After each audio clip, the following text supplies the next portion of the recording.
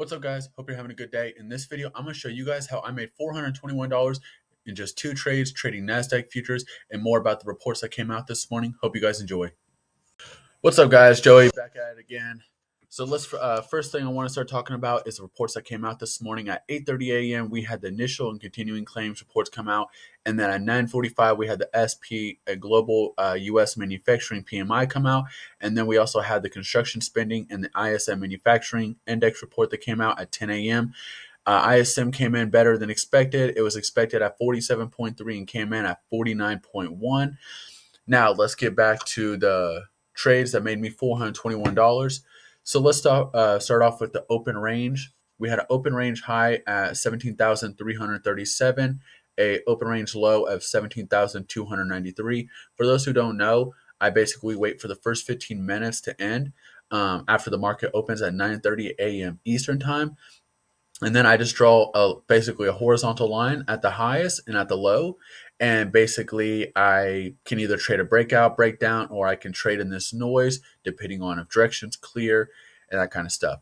Now, this line right here, not to confuse anybody, this was actually where we got rejected at a few times during pre-market. This was actually pre-market highs at around 17,357. So, yeah.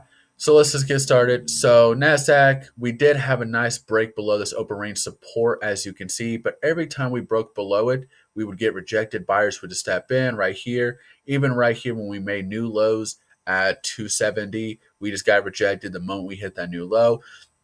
I didn't feel comfortable going short. I just decided to wait for direction to be a little bit more clear. I just want a little bit more visual, just a better visual of it. But we ended up breaking above the EMA real nicely, and then once we actually broke above the open range resistance, I said, okay, you know what? I said if we hit a higher high, then I'm just going to wait for it, get in at the lower high, the higher low. And we actually, if you can see right here at 357, we actually got rejected when we hit the new high of the day. But then we actually held at the moving average in the new support. So old resistance turned support. Once we held it, I went long. Once I saw that we were having trouble making higher highs above 350, I decided to get out. I only made $100 off that one trade, guys. Now, I don't ever advise what I'm about to do, but right after that trade, I actually did notice that I was like, hey, you know what? We did just hit a lower high and we're going to break below this new support and the moving average. So I told myself, you know what? If we break below this moving average, I'm going to be comfortable with going short simply because it did act as a valid resistance even during pre-market right here, even when the market opened, got rejected right here and right here. So I felt comfortable going short when we broke below the moving average. I actually got into 2 contracts, which is why I was able to make $321 off of such a short move. Now, don't get me wrong, I'm really glad that I did take profits. This is probably one trade where I could consider it a red trade simply because it did not end up going my way in the long run.